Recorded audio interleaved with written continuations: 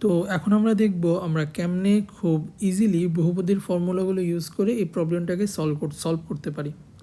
তো এটার জন্য ফার্স্টে আমাদের কি করতে হবে, আমরা ধরে নিই যে লেট আমাদের, যেহেতু এটা একটা দ্বিঘাত সমীকরণ, এর অ্যান্সার কয়টা আসবে, দুইটা।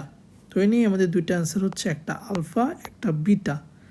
এখন বহুপদীর ফর্মুলা অনুসারে আমরা কি জানি, দুইটা অ্যান্সারের যোগফল আমাদের কি হবে, মাইনাস বি বাই এ।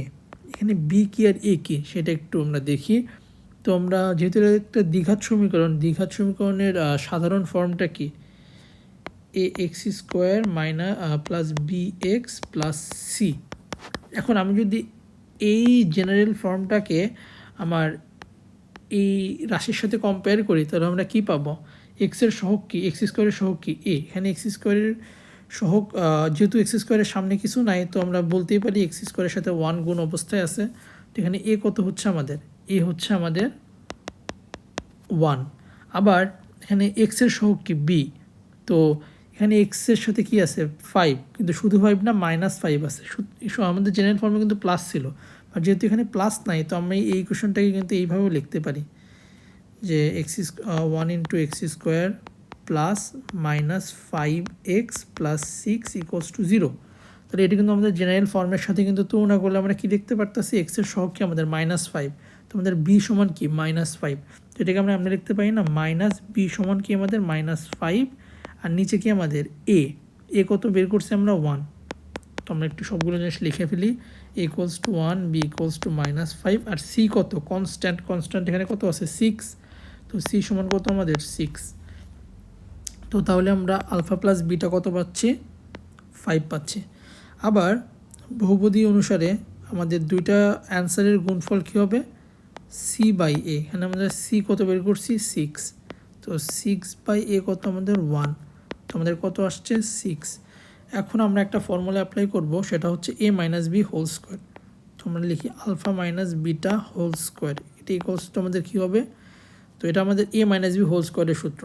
তো a minus B whole square সমান কি, a plus b whole square minus 4ab।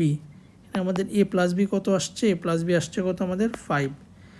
তো 5-এর উপর whole square minus 4 into alpha beta কত আসছে 6। তো এখান থেকে আমরা কি লিখতে পারি, 25 minus 24 which is equals to কত 1।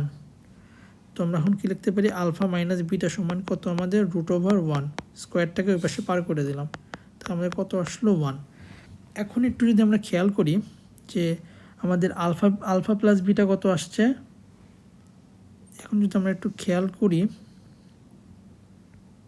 আমাদের আলফা প্লাস বিটা আসছে কত 5, আলফা মাইনাস বিটা আসছে কত 1। আমি যদি দুইটাকে যোগ করি, তাহলে প্লাস বিটা মাইনাস বিটা কাটা, 2 আলফা সমান কত হবে 6, তো আলফা সমান কত হবে আমাদের 3।